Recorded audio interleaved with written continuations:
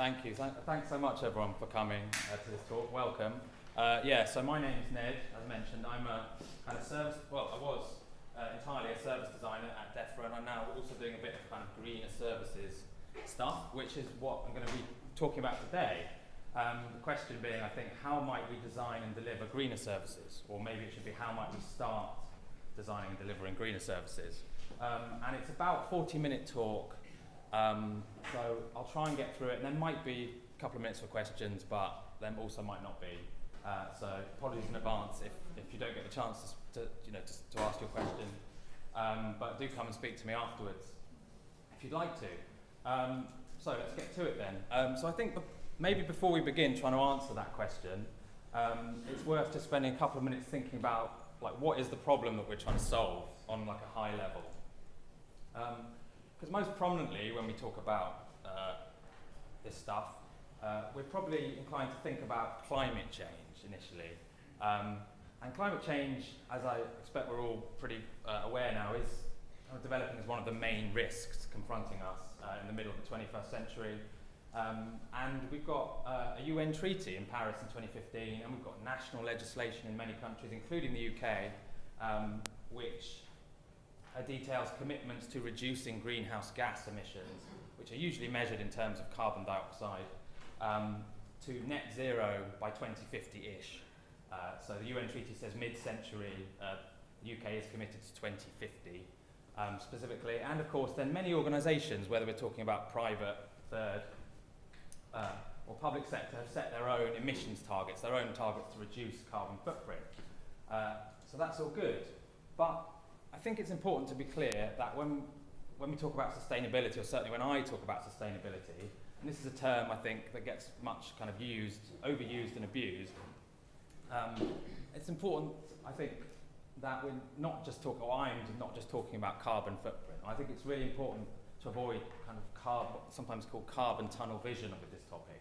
And I think the best definition, the kind of definitive definition for many people, is from the UN's Brundtland report, or technically it was called something else, Our Common Future report in 1987, which defines sustainable development, and not actually sustainability, but I think it's fair to treat it as a synonym really, as meeting the needs of the present without compromising the ability of future generations to meet their own needs. So it's very broad and defined in terms of these three dimensions, so economy, society and environment. So it's not all about the environment. And actually, those three dimensions are reflected in the Sustainable Development Goals, which were created, I can't exactly remember when they were created, but back when, a few years ago, and that many countries, including the UK, are committed to trying to realise by 2030. So we do see climate action here under number 13, but then we've also got these other environmental aspects pointed to in various points, water, life on land, and then, of course, the economic and social dimensions are reflected in many of those other of the Sustainable Development Goals. So that's good. So if we want to talk about things beyond carbon, I think it's quite helpful to be able to point to the SDGs, as they're often called, and the fact that the UK is committed to them. There we go. But just before we begin, then, you might be wondering, why on earth is this guy talking about greener services then? Why we have to introduce another term here? Well, this is something I kind of agonised over a bit, but chosen the term greener services to try and emphasise the kind of environmental sustainability aspects amongst those three dimensions we saw with the UN's definition, without all the focus necessarily being on low carbon, but also kind of acknowledging at the same time that most legislation, as we've seen, and indeed reporting at organisational level, does tend to focus on carbon to the exclusion of most of those other impacts. Cool. So to the question, how might we design and deliver greener services? Well, I'm going to try and answer that question by asking three more questions. So the first one is, as you can see here, promise and peril. So how might digital simultaneously enable and endanger our transition to a sustainable future? I think this is really important that we all kind of on the same page with the nature of digital, really, and the kind of the potential, but also the problems it presents from an environmental impact perspective. And the second one is kind of zooming into the level of services. So where might a service's environmental impact hotspots likely be? And then thirdly, is trying to get a bit more practical. So, what do we need to actually start delivering some of this stuff? So the talk's going to kind of divide into those three sections. So anyway, straight to it. Number one then, so how might digital enable and endanger our transition to a sustainable future? Well, I think the first thing to say is that digital, or the digital world, or ICT, sometimes labelled the internet, has a direct environmental impact. And that comes from the whole life cycle of the whole ICT system, if you like. So the live use phase, when we have people, end users on their devices, all the way through to the networks and data centres, and the infrastructure that sits behind that, and also the other phases of the life cycle. So when we talk about the mining of metals and other resources, the manufacturing process, the distribution, and then disposal at the end of life of these devices, whether we're talking about servers and data centres or end user devices. So these, I put these in two red boxes here. So we've got the kind of live impacts when when the whole ICT system is being used, and then the embodied impacts, which are those other four stages of the life cycle. And these are both effects. If we're talking about carbon, again, I'll come back to carbon here, but these are things which increase carbon footprint, effectively, because there's a carbon footprint associated with the electricity generation and with the mining, with the distribution, all that kind of stuff. So that's kind of bad, right? If we look at just the direct effects of the ICT sector, then we're looking at a pretty massive footprint. So it is now, there's a Swedish study led by, or Swedish research group led by this guy, Jens Malmöden, that publishes figures every sort of couple of years. And so their most recent figures point to a total carbon footprint of 763 megatons. I don't really know what a megaton of carbon is or looks like, but that sounds like a lot. And it is a lot. And we should note that if we were trying to get to net zero, or if we wanted the ICT sector, in terms of its direct effects here to get to net zero, we'd need that to be coming down very sharply. It's not, and perhaps the fact that it's not rising sharply is heartening in some ways, particularly if we consider that traffic on the internet has increased exponentially over the last 10 years, and the number of users have also increased. So that's because various efficiencies in the networks and data centres have allowed that not to increase wildly. I was going to say, but this is often estimated about 3 or 4% of total global carbon footprint, which is probably larger than the entire airline sector now. But you may be unsurprised, given the previous diagrams, to know that there's also a second level with ICT with digital. So we have those direct effects, but we also have what are called enabling effects. And what is an enabling effect? Well, this is, as it says at the top, comes from the environmental impact when ICT is applied to other sectors of the economy. And unfortunately here there are a couple of effects which do tend to increase the carbon footprint again. So this isn't great. We have what are sometimes called obsolescence effects, which is when, for example, we have devices no longer being supported by software updates, so we have to chuck them and get a new one. And then induction effects, where new technology might stimulate the consumption of other resources. So, for example, when printers were introduced, they stimulated increasing demand for paper over typewriters. However, there is some room for kind of optimism here, because there are a couple of enabling effects which perhaps we hope will have the effect of decreasing our overall carbon footprint. So there's a couple here which are basically related to efficiency gains within systems. So often divided into optimization effects, which you can see here is when information about a system is used to improve efficiency. So that could be smart meters in the home or in an office, for example, helping people work out how to reduce energy use. Or substitution effects, and this is the one I'm going to focus on just briefly with an example, which is where products are replaced by digital equivalents.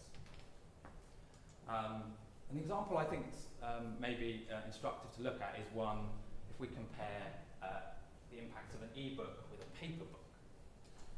Unfortunately, because there aren't that many studies on this kind of stuff out there, but fortunately in 2017 there was a really good, rigorous in-depth study done by some academics who looked at Washington State in the northwest of the United States, and they did this really sort of holistic analysis of the book reading activities of people in that part of the world. And so they started off, well, I don't know where they started off, but one thing they did is calculate the carbon footprint of an e-book read on a Kindle in Washington State. And they estimated that at about 1 kilogram of carbon footprint. And then they also looked at reading a single paper book, so reading that same book as a paper volume was about double the carbon footprint. So what that shows us, and what the study really showed us, is this substitution effect in action. So a genuine efficiency gain. So that if all we were interested in and all we focused on was that one book, then we can say, yes, this is amazing. Digital is empowering this great efficiency and reducing the carbon footprint of reading books, which sounds great. However, there is a level 3, and things get really juicy at level 3, where we see what they call like systemic effects. What do we mean by that? Well, as you can see up there on the top right, this is where we're talking about behaviours, citizens or consumers, however we want to label them, like human beings, like behaviours and patterns of consumption and the effect that technology has on those. Unfortunately here, again, there's a couple of effects that might have tendency to increase carbon footprint. So there's one we might call just societal effects, where, for example, ICT might enable people to work from home, for example, leading them to buy bigger houses further from cities, becoming more reliant on cars, so their overall carbon footprint, their energy use, their environmental footprint might go up quite significantly, potentially. And then this one, which is really crucial, I think, to understand, and which I'm going to talk about, what they call rebound effects, where actually these improved efficiencies of these two sorts actually lead to an overall increase in consumption, because essentially patterns of behaviour change. But heartening, there can also be some really positive societal effects. So we could point to things like, the internet enables people to share knowledge, develop communities, work out how they can live lower impact lifestyles, that kind of thing. So we could point to positive societal effects there. But if we just come back to the paper book versus e-book example, we're going to have a look at here on level 3 then, what behaviours do we actually see then? Because this study, the great thing about the study is it looked at behaviours over time. I think it was over a year. So I think the annual, the annual impact that this group that they studied had before they owned a Kindle. So when they're just reading paper books, it's about, whatever that is, a bit less than 10 kilograms of CO2. And then they looked at actually what happened when that same group the next year then adopted a Kindle and started reading e-books. Because we might hope, if we saw this substitution, if they substituted those, however many books those are, for paper books, e-books, that we would see that carbon footprint halved. But unfortunately what they saw, which is pretty common, is actually that there is no clear substitution in effect.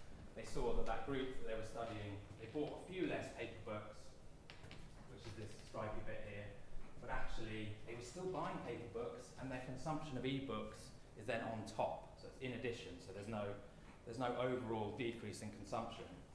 So that's the rebound effect in action, that actually what we can point to as efficiency gains are not always borne out when we look at behaviours over time. Once we start to look, unfortunately we see rebound effects more or less everywhere. So another example, what about the impact of one digital photo taken on a smartphone versus a photo developed on that old school 35mm film? Well, I haven't got any numbers on this, but I'm assuming the impact of one digital photo would be significantly less. What we have got though is some numbers, some estimation of how many photos are now taken globally. So you can see there's relatively gentle increase up to about the year 2000 when digital photography comes in. And then particularly since, whenever that is, about 2008, I think that's the iPhone, there's this massive exponential explosion in the number of photos taken. And that has some quite big environmental implications. So there's quite a cool study done in the UK by the Institution of Engineering and Technology a few years ago, and they looked at the carbon footprint of photos that many of us take and leave in the cloud, effectively. So unwanted photos. So they estimated about the average person in whenever this was 2020, took about 900 photos, digital photos a year. And only looking at the duplicated, unwanted images in the cloud they thought account for about 10 kilograms of carbon dioxide emissions for every adult in the UK in a year, which is a fairly scary number. And to put it in some kind of context, just because it's fun to be scared, right? There's a relatively recent study that tries to make carbon dioxide tangible in terms of the amount of glacial ice that will be melted globally. So that includes the poles and also the Himalayas and places like that. So according to their numbers, that 10 kilograms of carbon dioxide per adult would ultimately melt about 6.9 tons of glacial ice through kind of the life cycle that carbon dioxide has in the atmosphere. And given, parts of the world, in certain parts of the world, many people are dependent upon glacial ice melt for the rivers and for growing food and all that. That's a bit scary. But we might say, wait, can't this whole system be powered by renewables? Unfortunately, if we look globally at the planet as a whole, the answer has to be no for now. Because coming back to the notion of substitution, while there is relatively rapid expansion at this point of solar, wind, hydro, we're not actually seeing that substituting for fossil fuel means of energy production as of yet. It's just this extra demand which is being effectively provided for by renewable energy. So, no, unfortunately. But what about AI? Right? Is that going to save us? Well, there's plenty of headlines out there which suggest it might do. This is just a slightly random selection from what I saw the other day. So there's a study by Microsoft and PwC talking about the economic growth and the greenhouse gas reductions and growth in jobs that could come from AI, potentially, maybe. And that it can cut emissions, that it's going to help us realise the sustainable development goals in various ways. Lots of talk about that kind of stuff. But then on the flip side, of course, there's also a lot of doom and gloom. So particularly when it comes to the effect on data centres and the huge expansion in the number of servers and the number of data centres we might need, and the effect that will have on water consumption potentially, and on the grid, so demand for electricity. So just a few weeks ago, 26th of March, we had the chief executive from the National Grid in the UK talking about the strain that the National Grid foresees in the UK. This boom in AI and quantum computing, meaning potentially, in the way he sees it, potentially a six-fold increase in demand from data centres. And actually, when we look at the grid as a whole, we can see that there's potentially real competition between, for example, charging electric cars. If more and more of us are going to have electric cars, and that's going to create a big spike in demand, and these data centres are doing the same, and AI, that's a real problem. Frankly, the grid's not going to be able to cope potentially. So that is all a bit worrying. And Mike Berners-Lee, the brother of Tim Berners-Lee, is a bit of an expert in this kind of stuff. He's written a few books and does some work with Lancaster University, sort of academic papers looking at these sorts of questions. And I think his perspective is really interesting, because to be honest with you, when I see this stuff, I don't really know what to do with it. Right? I'm just a designer. I say just a designer, that's nonsense. But I'm a designer, human-centered designer, interested in people more than anything. And when I start to try and delve into some of this stuff, I get a bit lost sometimes. But Mike Berners-Lee, I think, sums it up quite nicely, really, which is that we've got all these new technologies, blockchain, the Internet of Things, that's what IoT stands for, artificial intelligence, and there are opportunities there for these efficiency gains that we saw, substitutions and optimization of existing systems. But overall, he says there's no evidence to suggest that these savings outweigh these additional emissions of these technologies would cause. So where does that leave us, really? Well, there's a philosopher who says efficiency without sufficiency is lost. And I think, honestly, we as a society are going to have to pretty soon butt up against this question. And the UN has started talking about it. So the first time in 2022, in this IPCC working group paper, they started talking explicitly about sufficiency. So I'll come to that in a second, but efficiency then is really about how do we, if we're going to design and deliver something, people are going to use it, how can we reduce the resource consumption of that thing? Which could be a service, could be a chair. And sufficiency is really connecting us back to questions of genuine sustainability, to those sustainable development goals.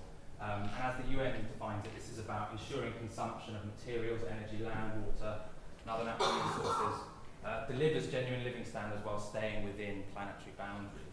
And so to realise this, we're going to need ultimately some kind of legislation, I suppose, some kind of limits to consumption. But unless we consider that question, it's fair to say that efficiency on its own is not going to do what we need from an environmental perspective. And so very last slide in this section, so I'm slightly behind. There's a really interesting study that was published in 2023 in France. So this looks at the nation of France specifically, and it gives us a sense of where sufficiency, but also sustainable design might get us. So they put a real emphasis on the power of design to kind of impact the potential future carbon footprint of technology, of the digital world. So they've got a figure for 2020 in France, that's about 17.2 megatons of CO2.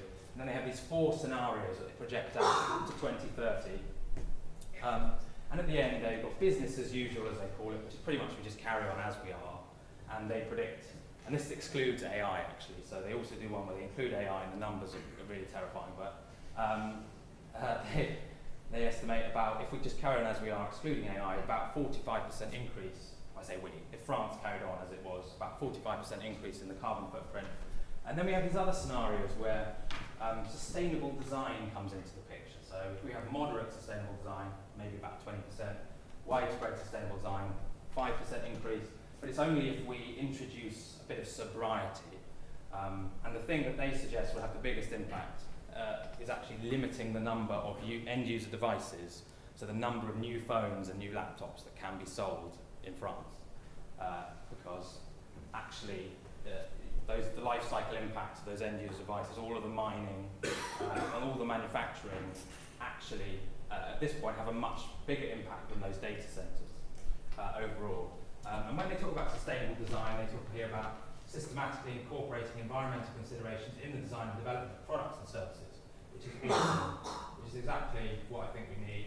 And they give a few examples. So they talk about extending the life of devices, optimizing video streams, they do have quite a big focus on video, optimizing website and digital services coding and data traffic management, improving network hardware energy performance. So that's not conclusive, but that's just what they're pointing to as the areas where we can have a genuine impact here through the way that we design. So I'm going to go straight on to section 2, if that's all right. So where might services environmental impact hotspots likely be? I think we can probably break this down into sort of 3 sections, or 2 in the main, and then just come back, sort of loop back to consider the kind of policy or strategy piece. So yeah, what about when a service is live and being used by people? Well, we could start, as I've done here, by thinking about some possible user interactions with it. So some actions users might take. Maybe they want to view a web page and they're looking at a web page on a desktop. Maybe they're reading an email on a mobile phone. Maybe they're calling up with a question, again on their mobile. Or perhaps there's some sort of real world interaction. So in this case, it could be maybe the user has to drive somewhere, maybe for an appointment of some kind. Those are just sort of hypothetical potential steps.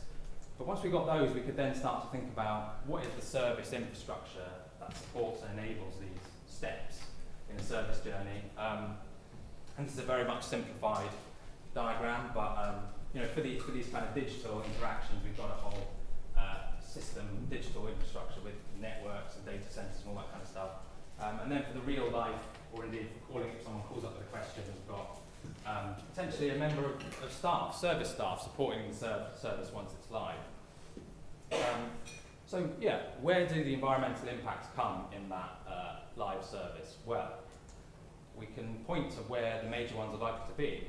First of all, we've got these end user devices are consuming energy, and there's going to be a carbon footprint associated with that energy.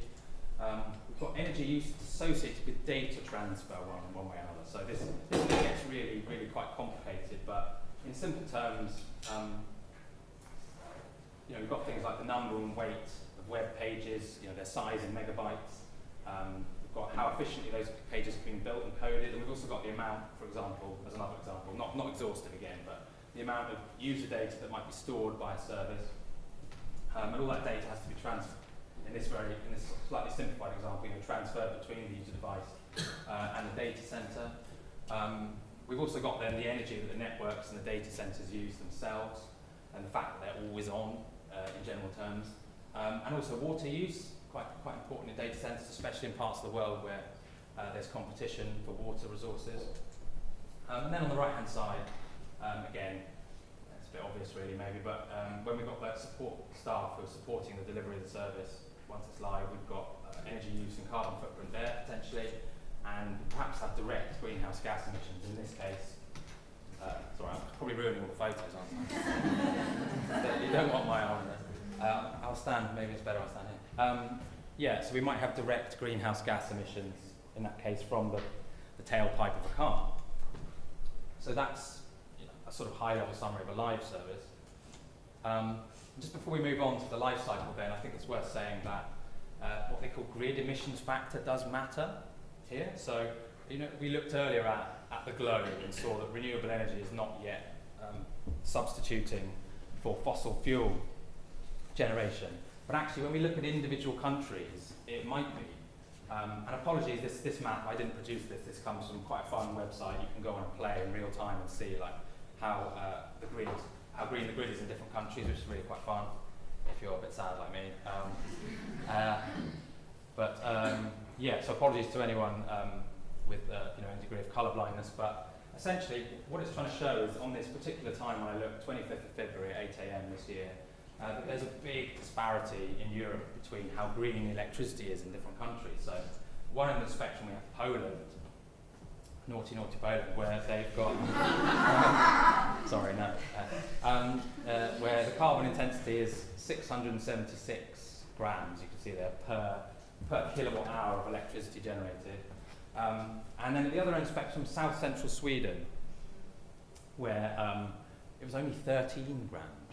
And interestingly, the renewables are not wildly different, but the big difference is that in south central Sweden that they've got nuclear power, so it's 100% low carbon, it's nuclear and renewables, whereas in Poland they've got a lot of coal. Why does this matter? Well, effectively, what this means is if our whole system is in France, going back to the French example, the end user devices are being used, our networks, our data centers, the whole shebang, then our service's carbon footprint is going to be a lot lower for the use phase when it's live than Poland. So it's just something to bear in mind, because sometimes I've heard conversations recently where people are talking about, could we move data centers from the UK? Well, not move data centers, but not use data centers in the UK and move and choose ones in France instead. And that could potentially be a quick and easy way to reduce the carbon footprint of the service. I'm not really sure about that, whether that how that works legally or whether that's scalable, but certainly something that's been pointed to. So what about the full life cycle then? Well, if we look across the phases of the life cycle that are up there, there's 5 phases. We've kind of just considered the use phase just now, and we're talking mostly greenhouse gas emissions and water use in the use phase. And we can have a look across those other phases if we consider that physical service kind of infrastructure, which we saw kind of in the live phase, where you've got end user devices, networks, data centers. What we can effectively do if we want to understand the total environmental footprint of a service is work out what our services share of that infrastructure is. Because effectively, well, that infrastructure is not likely to be used solely for our service, so our service is sharing that with many other services. And but we can do a calculation to work that out, what the part of that that's attributable to our service. So if we look across those stages, from raw material extraction to disposal, then this is when we see the whole array of environmental impacts. So I kind of touched on it at the start.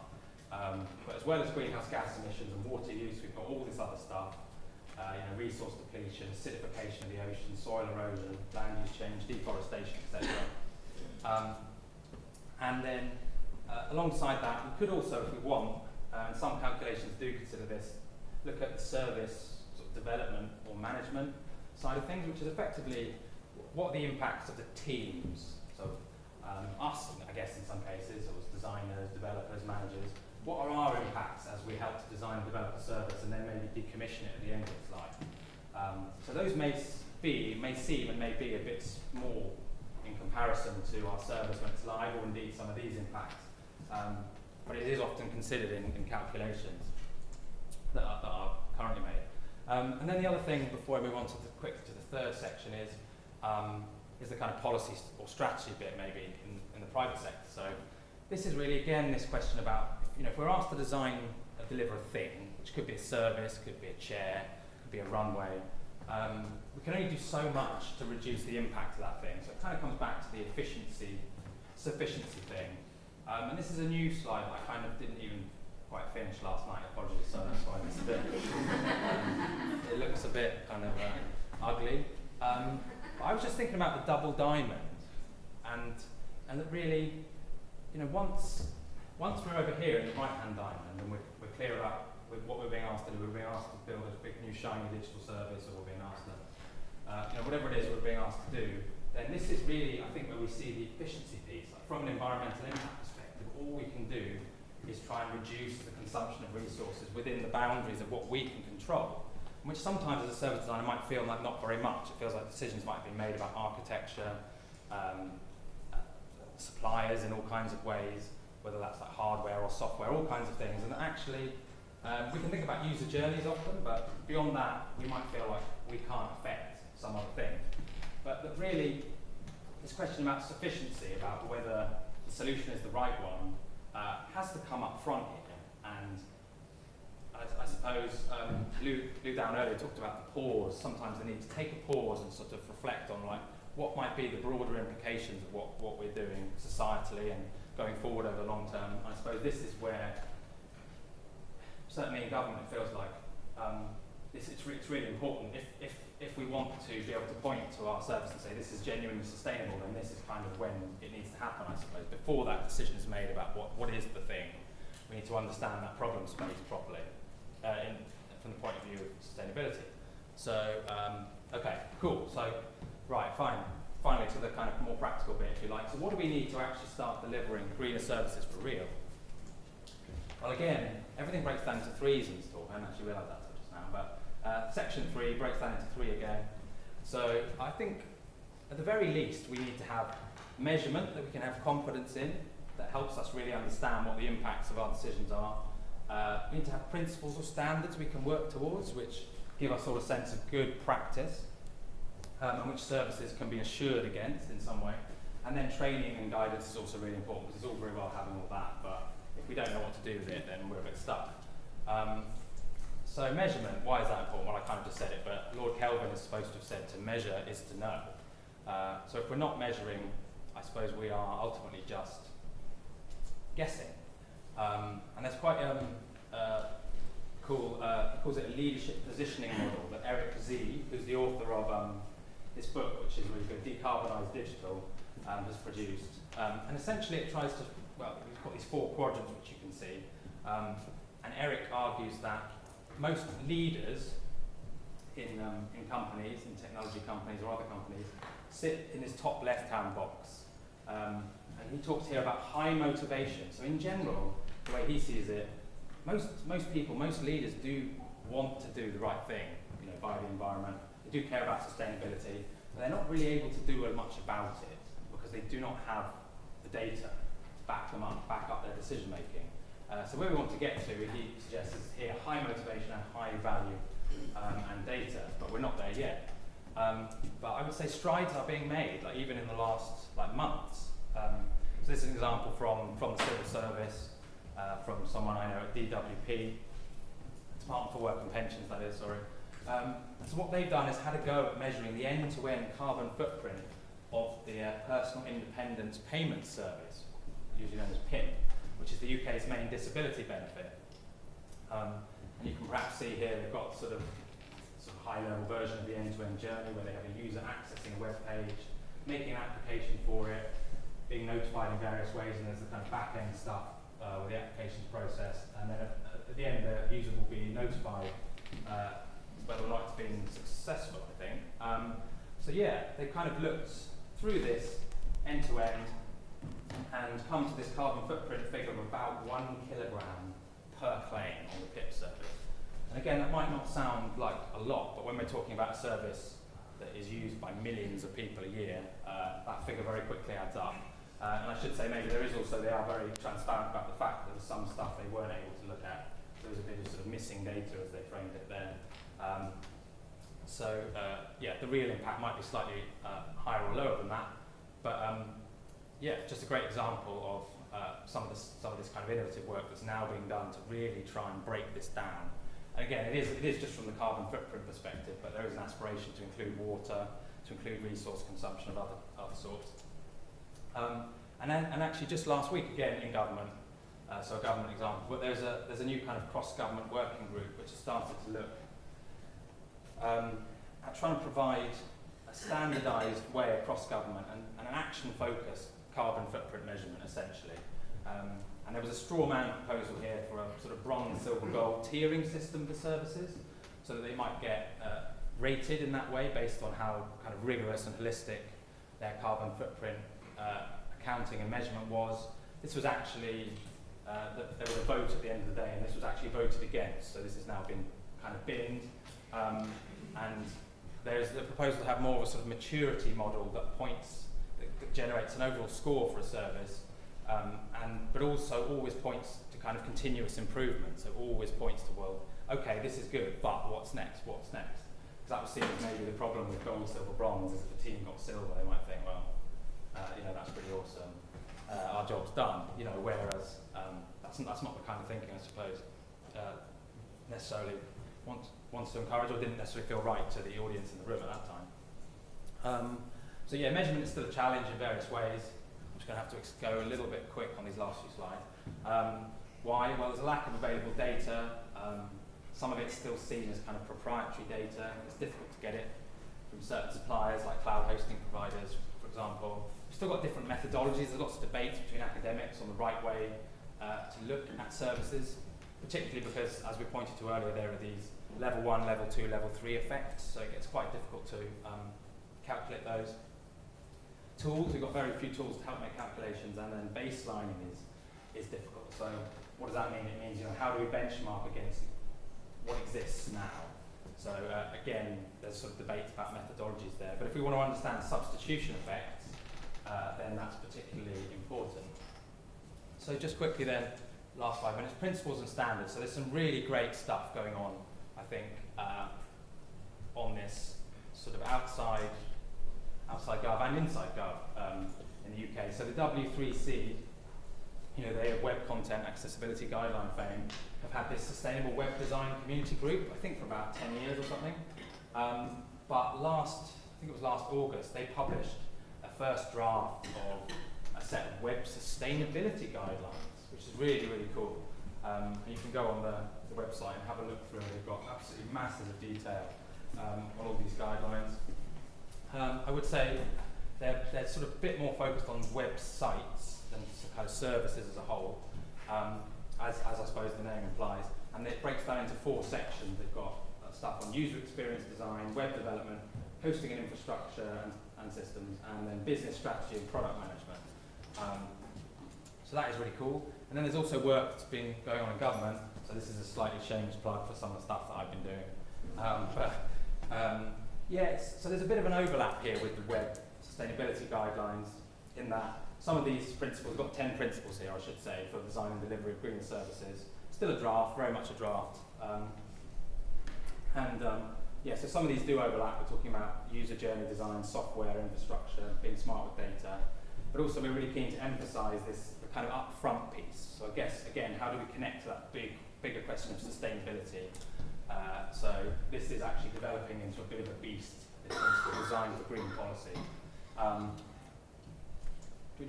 yeah, we've been trying to do it in a collaborative, open way, develop these principles, had a bunch of online workshops last year, and then actually just as part of Services Week in March, TPX Impact the Transformation Agency, helped us host a day in London, and we had about 70 people there, helping us essentially to work out whether these principles are working, practical for people. So we kind of gave them a real service challenge and had them working in teams on their ideas for how they could green that service using these principles to help guide them.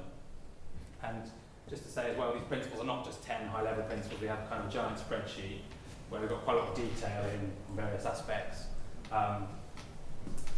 I won't talk about in the interest of time.